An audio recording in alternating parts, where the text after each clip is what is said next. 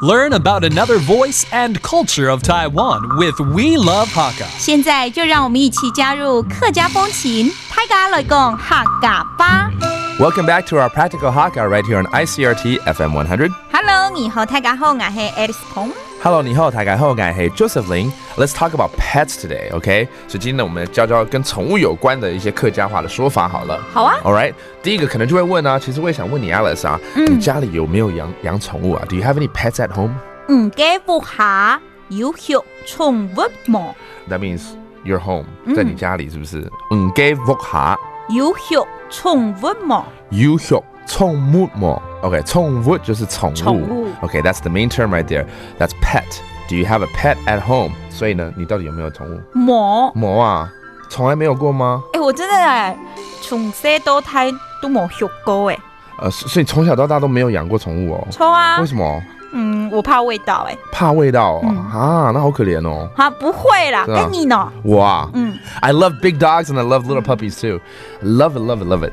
只是说现在因为台湾一个人住，所以比较不方便，因为狗狗一个人在家很可怜。对。对。可是如果有机会，我还希望再养一只狗。Okay. So let's go ahead and teach some of these pets that you might have at home. Okay. How about 我有养狗 ？Okay, I have a dog at home. 我有養狗。我有養狗。狗就是狗就是狗 ，OK，那 "前面那个字就是养的意思 ，OK， so that means I actually have a dog at home。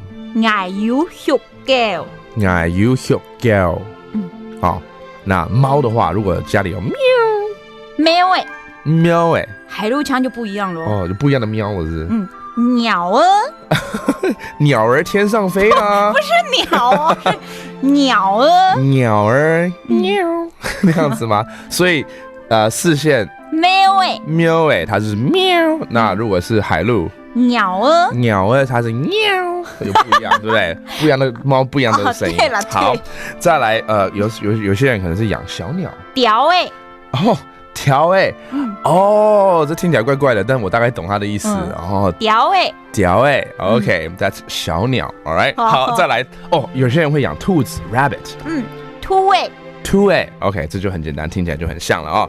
那在这边呢，顺便呼吁大家，真的很多人喜欢养狗啊、养猫，可是都到最后都把它放生掉了，这样子，你知道吗？然后就变很多流浪狗、流浪猫。Okay, well, let's really cut down on those stray cats and stray dogs in Taiwan and all over the world. So that does it for today's Practical Hakka. 什么太嘎？俺只say 张来了。客家风情由行政院客家委员会监制。We Love Hakka has been brought to you by the Executive Yuan's Council for Hakka Affairs.